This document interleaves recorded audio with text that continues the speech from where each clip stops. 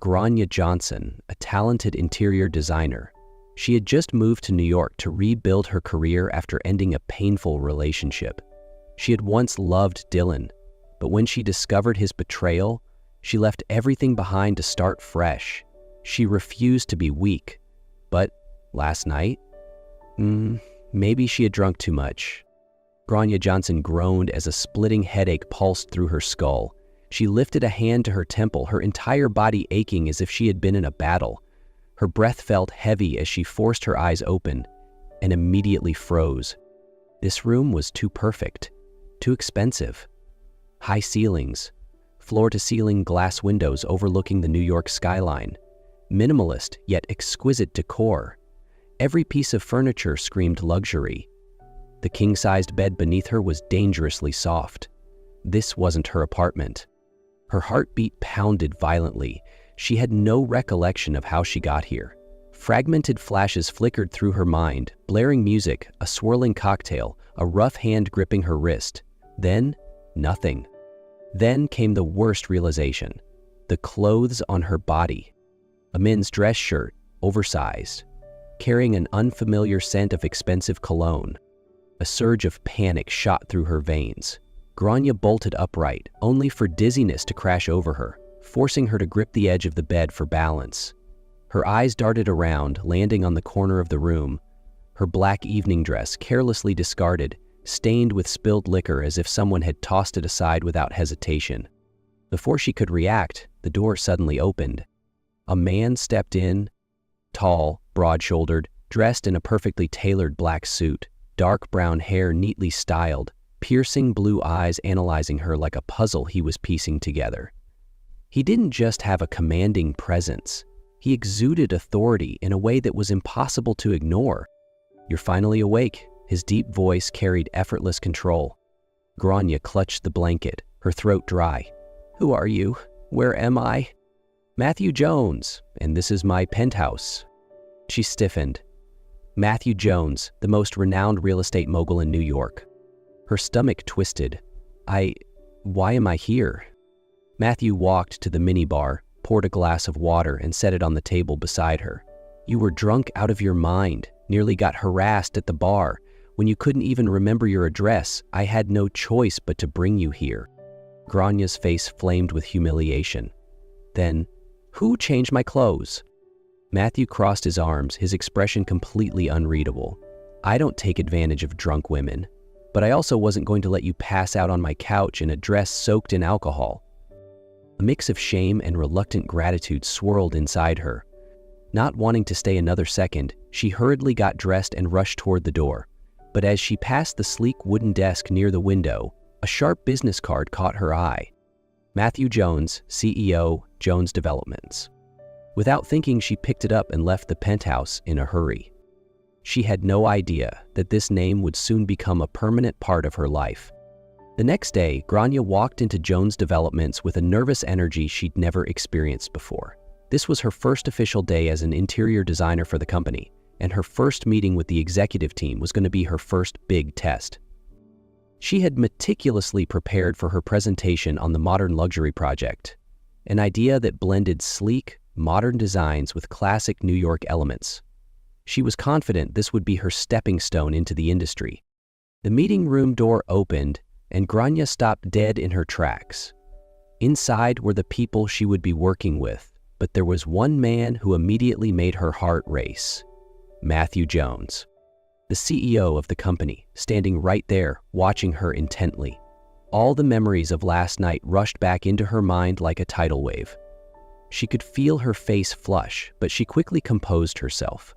This was her new job, and she couldn't let personal feelings get in the way. "Grania Johnson, right?" Matthew's voice was low and cold. "I've heard you have a unique vision for this project." Grania forced a smile and nodded. She placed the documents on the table and began to present her modern luxury concept. "We'll blend modern lines with timeless elements. Neutral tones and minimalist furniture will highlight the elegance of this city," she said, her voice steady with confidence. The room listened intently, and Grania felt like her ideas were starting to click with them, but when she accidentally dropped her pen, the entire room fell silent for a second.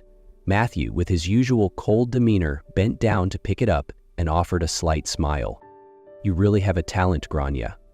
But you're also very good at dropping things," he said, his voice light but with an underlying tone. Granier's face turned red, but she couldn't ignore the strange pull she felt from Matthew's gaze. She quickly regained her composure and finished her presentation, still sensing the tension in the air. After the meeting, Grania walked back to her desk, but she couldn't shake the feeling that Matthew Jones wasn't someone who would let her slip away easily. Grania Johnson never believed in fate. She believed in hard work, talent, and the idea that success came to those who earned it. But now she was starting to wonder if fate was playing some kind of cruel game. Because no matter where she went, Matthew Jones was always there. Since their first meeting, Grania had thrown herself into her work. Her modern luxury project was not only praised within Jones Developments, but had also made waves in the design world. Industry magazines called her aesthetic a perfect blend of modern sophistication and timeless elegance. Collaboration offers flooded in. She should have been celebrating, but there was one problem. Every time she turned around, she caught Matthew watching her. He found excuses to be near her, asking for her opinion on the lighting in his office, the chairs in the executive lounge, even minor aesthetic choices that he usually left to his team. Then one morning, as she was reviewing the company's event schedule, an unexpected invitation came. "Be my date for the annual gala tomorrow night." She froze, looking up. "In what capacity?" Matthew leaned against her desk, arms crossed. "As someone who deserves to stand beside me." His words were simple, but they shook her more than they should have. She should have said no. But somehow, Grania found herself saying yes. The night of the gala, as she stepped out of the sleek black car he had arranged, she felt the weight of dozens of gazes on her. She had attended high-profile events before, but this time was different. This time, she was with Matthew Jones. The moment he offered his hand, she hesitated briefly before placing hers in his. A flicker of satisfaction crossed his face before he led her inside. Throughout the evening, he stayed by her side, introducing her to influential people, listening intently when she spoke, and occasionally leaning down to whisper something teasingly in her ear, sending shivers down her spine. Grania began to realize something dangerous. She liked it. The next morning, as she entered her office, she halted. On her desk, an elegant bouquet of white roses awaited her. There was no note, but she didn't need one. She knew exactly who had sent them. The whispers in the office started spreading. They arrived together, right? She's the first woman Matthew Jones has ever publicly taken to an event. There's definitely something going on between them. Grania pretended not to hear any of it, but what she couldn't ignore was the emotions growing inside her. And then, Dylan showed up. One afternoon, just as she was wrapping up a meeting, an unusual stir came from the reception area. She turned around, and her breath caught.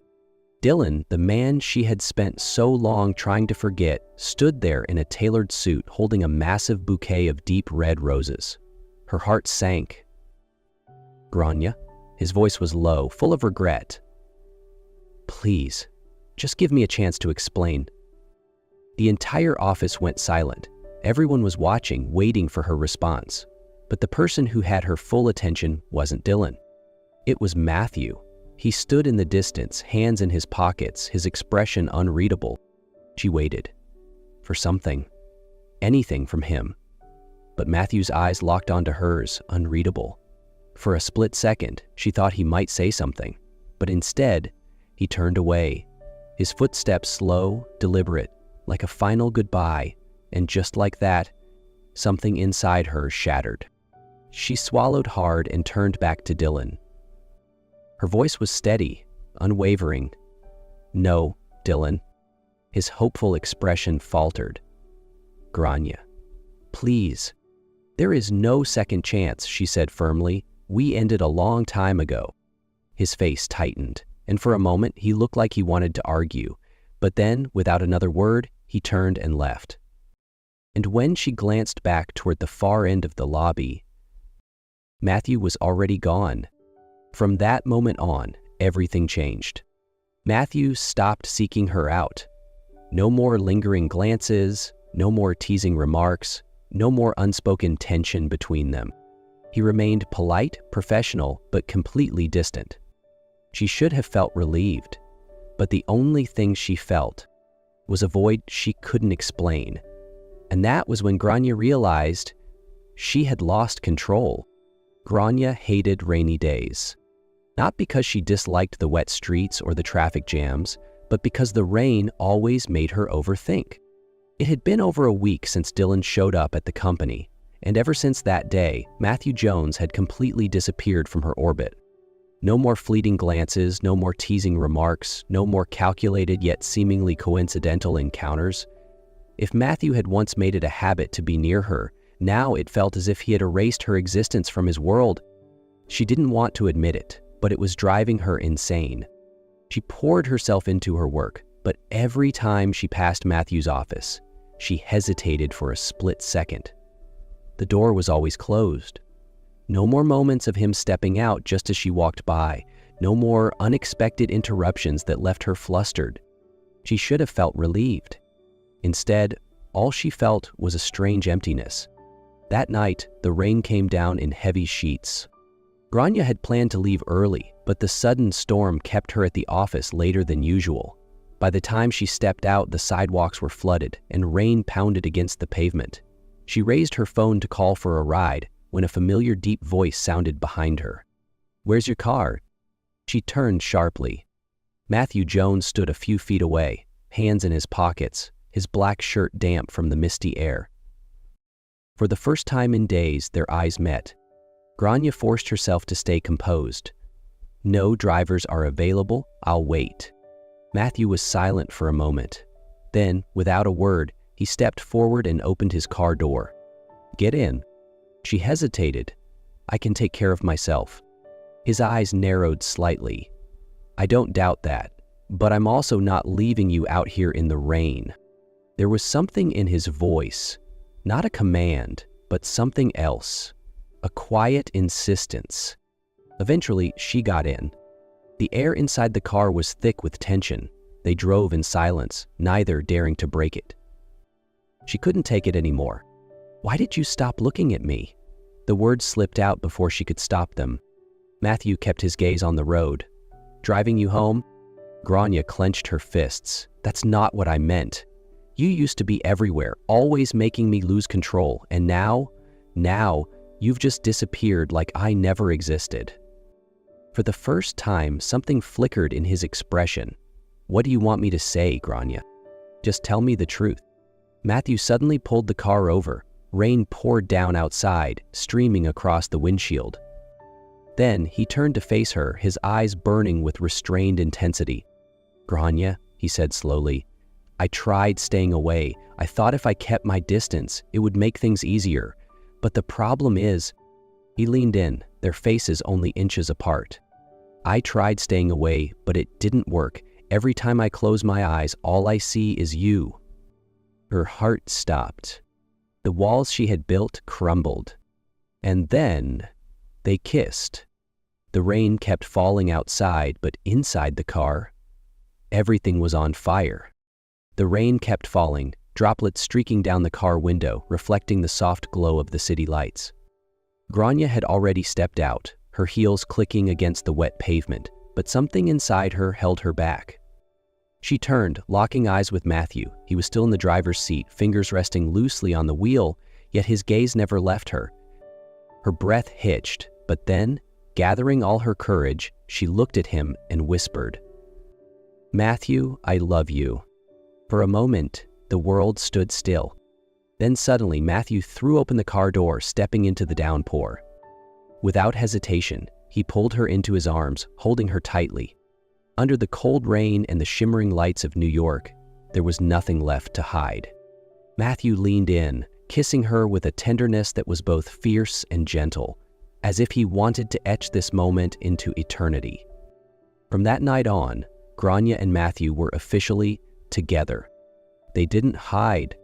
The next morning, when Grania walked into the office, she was fully prepared for the inevitable stares and whispers. And sure enough, when Matthew passed her in the hallway, he didn't avoid her. Instead, he paused, letting his fingers lightly brush against her lower back as he leaned in. his deep voice low enough for only her to hear. "See you later, my love." Eyes widened, conversation stopped. The news spread faster than wildfire. Matthew Jones finally has a woman beside him? The new power couple of real estate and interior design. Love and business, how far will they go together? But Matthew never cared about gossip. He had never been a man who worried about public perception, and that made Grania feel safer than ever. She no longer had to hide. She no longer had to suppress what she truly felt. And as her career soared to new heights, Matthew was there, always watching her with unwavering pride.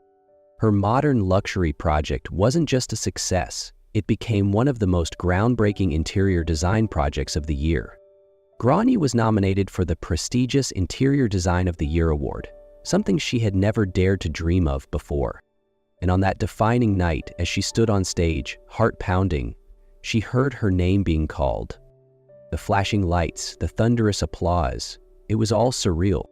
She stepped forward, her hands slightly trembling as she reached for the trophy, and just as she did, a warm hand suddenly wrapped around hers. She turned. Matthew was there, his expression filled with undeniable pride.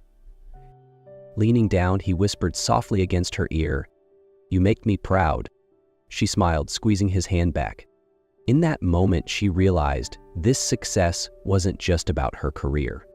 It was about the journey she and Matthew had taken together. And it was just the beginning. The soft morning sunlight filtered through the curtains, casting a golden glow across the penthouse. Grania stirred, pulling the covers closer, her face pressing against a pillow so familiar that she could no longer remember the last time she slept in her own apartment. Matthew's oversized dress shirt draped loosely over her, carrying his unmistakable scent. A perfect blend of cedar wood and something steadier, something that felt like him. She glanced around. Her dresses now hung neatly in Matthew's closet. The designs she had once casually sketched had come to life within these walls, her chosen furniture pieces now seamlessly blending into his space. There were no more boundaries, no more temporary stays. She had become a part of this home, of him. The door creaked open and Matthew stepped inside, a cup of coffee in hand. He wore only lounge pants, his shirt unbuttoned, his hair slightly tousled, the look of a man who had just woken up, next to the woman he loved. Sitting at the edge of the bed, he handed her the coffee. "You walked into my life so effortlessly," Matthew murmured, his deep voice filled with warmth, his gaze softer than she had ever seen before. "You walked into my life like a storm, and now I can't imagine a single day without you. So stay. Not for a night, not for a week, forever." Grania chuckled, raising an eyebrow playfully. "Are you asking me to move in, or are you proposing?" Matthew smirked, leaning in, his forehead touching hers, his voice dropping to a low, steady whisper. "Both." For a moment, she simply looked at him. Then, without hesitation, she wrapped her arms around his neck, pulling him in. Her kiss was the answer. And in that moment, she knew the day she had stumbled into Matthew's penthouse was also the day she had found the love of her life.